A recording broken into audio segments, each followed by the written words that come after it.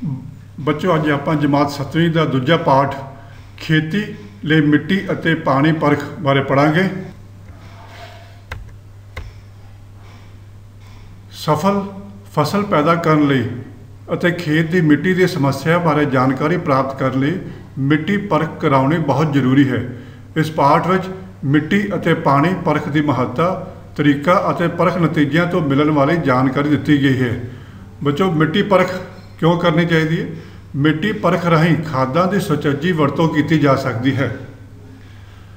सुचज्जी वरतों का मतलब कि सही वरतों, जिन्नी फसल को जरूरत है आपां उन्नी ही खाद, इत्थों तक कि कीटनाशक दवाइयां भी उन्नियां ही पाई जा सकती जिन्नी ही कि मिट्टी परख करने तो बाद उस मिट्टी नूं लोड़ है। खादां की दुरवरतों भूमि की सेहत ते माड़ा असर पाउंदी है अते इस नाल फसल का पूरा झाड़ भी नहीं मिलता। मिट्टी परख तो सानू जमीन की उपजाऊ शक्ति, उसके खारी अंग, जैविक कार्बन अते जरूरी तत्तां की मात्रा का पता लगता है। मिट्टी की परख हेठ लिखे किसी भी मंतव लिए करवाई जा सकती है। बच्चों जे मिट्टी परख नाल आपां सही खाद अते कीटनाशक दवाइयां पाउंदे हां तां साडा किसानां दा खर्चा भी घट जाता है। बेलोड़े खर्चे नहीं करने पैंदे, बेलोड़ी कीटनाशक दवाई नहीं पाउणी पैंदी। ठीक, मिट्टी परख हेठ लिखे किसी मंतव लिए करवाई जा सकती है।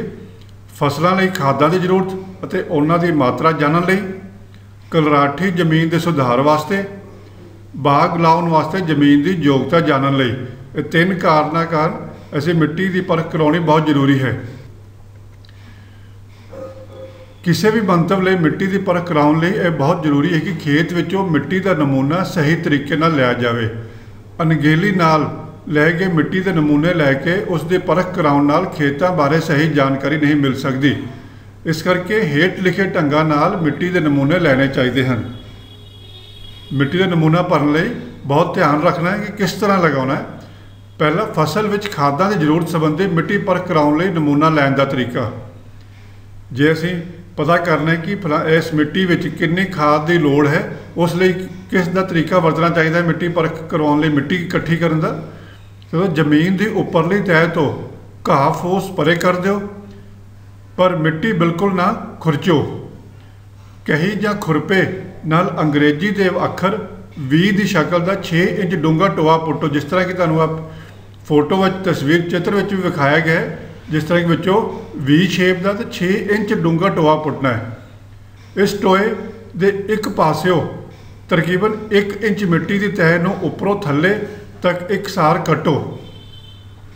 इस मिट्टी नूं किसी खास कपड़े या बर्तन विच पाओ। इस तरह खेत विचों 7-8 होर थावां तो मिट्टी के नमूने लवो। जिस तरह कि आ एक नमूना तुहानूं दस्सिया, इदां ही 7 ਤੋਂ 8 नमूने वक्खो वक्खरी वी शेप दे विच टोआ पुट के 6 इंच डूंगा टोआ पुट्टन तो बाद और नमूने नूं उस कपड़े दे विच भर लेना है। इस मिट्टी नूं आपस में चंगी तरह मिलाओ। 8-9 जितों भी तुसीं जिन्ने नमूने इकट्ठे किए उन्हें सारे नूं चंगी तरह मिला दो। इस विचों आधा किलोग्राम मिट्टी ले लवो। सिर्फ तुसीं 500 ग्राम या आधा किलोग्राम मिट्टी ही खड़नी है। जे यह मिट्टी गिल्ली होवे तो छां विच सुका लवो। मिट्टी नूं कपड़े थैले विच पा लवो। थैली उत्ते ये जानकारी लिखो: खेत नंबर, किसान का नाम, पता, नमूना लैन की तारीख। ये सारी जानकारी मोटे मोटे अखरां चों थैली के बाहर जरूर लिखनी चाहिए ताकि जो लैब च टैसट होवे तुहानूं सही रिपोर्ट सही बंदे तक पहुँचा सकन। बच्चों मिट्टी के नमूने फसल कट्टण तो बाद लैने चाहिए हैं। जो तुसीं फसल की वाढी कर लेंदे हो उस तो बाद, क्योंकि उस वेले आपां खादां पाईआं होंदियां ते अगली खाद वास्ते अगली फसल की खाद की जरूरत लई ही सानूं मिट्टी का नमूना लेना चाहिए है। जे खड़ी फसल विचों नमूना लैना होवे तो फसल दी कतारां विचों नमूना लेना चाहिए है।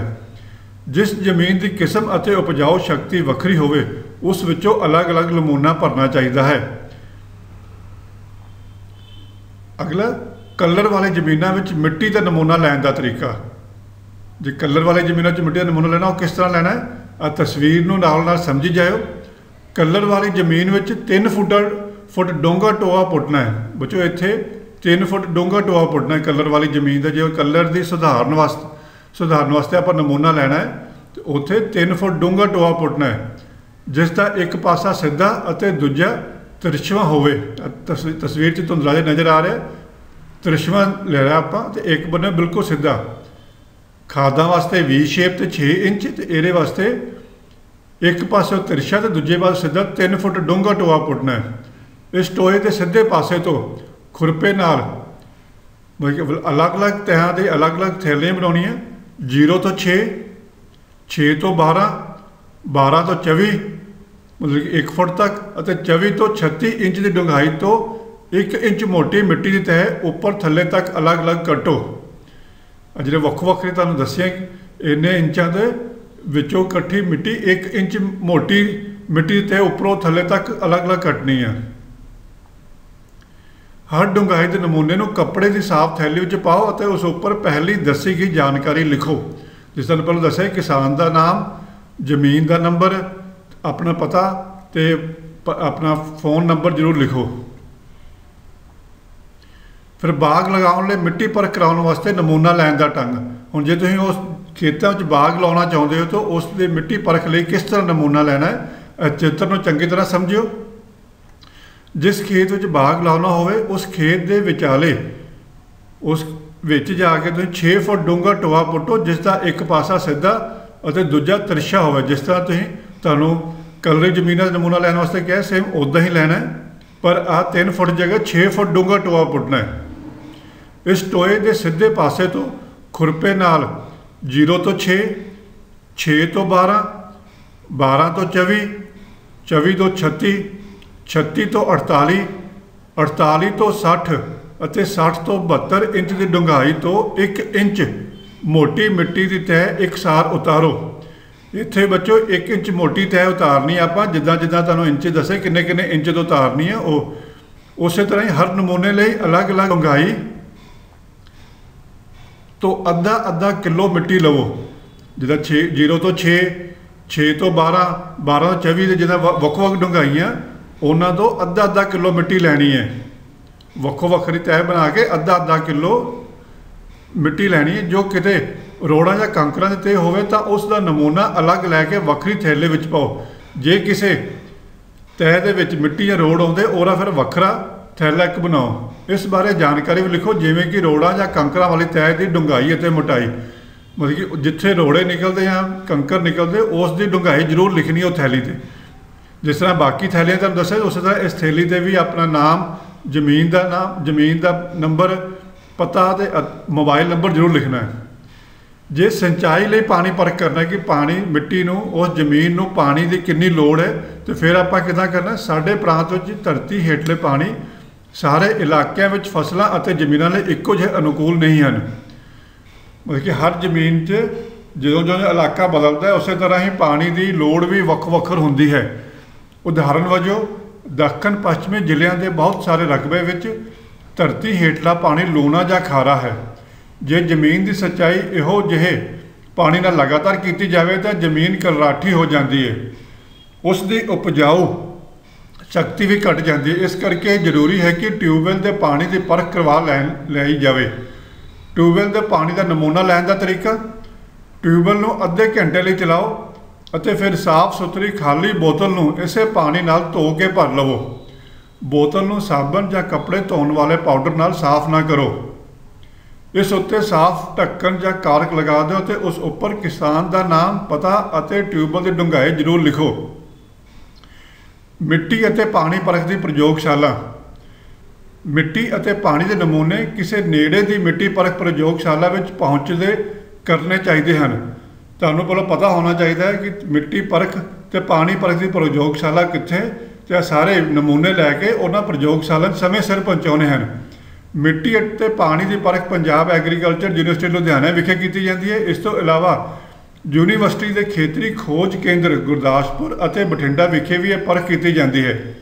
खेतीबाड़ी विभाग पंजाब और कुछ होर अदारियां वालों भी मिट्टी और पानी परख प्रयोगशाला स्थापित की गई हैं, जिथे किसान अपने खेतों की मिट्टी और पानी की परख करवा सकते हैं।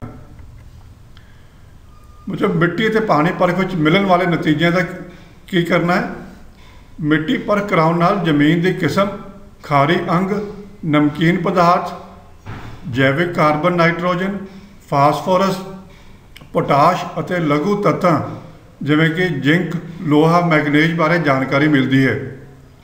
इस तरह पानी परख कराउण नाल पानी के खारेपन, चालकता, क्लोरीन ਅਤੇ पानी 'ਚ सोडे की किस्म ਅਤੇ मात्रा बारे पता चलता है। जिस तरह सानू अपने शरीर के समय सिर जांच कराते रहना चाहिए, उवें ही किसानों को हर तीसरे साल अपने खेत की मिट्टी परख करवा लेनी चाहिए। बच्चों किसानों को ਅਤੇ ਤੁਹਾਨੂੰ जिन्हें भी कवाई करते हो, ਤੁਹਾਨੂੰ जरूरी चाहिए कि 3 सालों में एक बार मिट्टी ਤੇ पानी परख जरूर करा लो, ताकि ਤੁਹਾਨੂੰ पता लग जाए ਤੁਹਾਡੀ ਜ਼ਮੀਨ 'ਚ खुराकी तत्त किन्ने गन ਜਾਂ ਜਿਹੜੇ ਕਿਹੜੇ खुराकी तत्त की घाट है, ताकि ਉਹੀ ਤੁਸੀਂ खाद पाओ तो ਤੁਹਾਡਾ खर्चा भी बच सकता है। ऐसी बच्चों ਤੁਹਾਡਾ दूसरा पाठ। इस पाठ के कल मैं प्रश्न उत्तर भेजांगा, पाठ ਨੂੰ ਚੰਗੀ तरह सुन लेना ताकि ਤੁਹਾਨੂੰ प्रश्न उत्तर समझण 'ਚ मुश्किल ना आवे।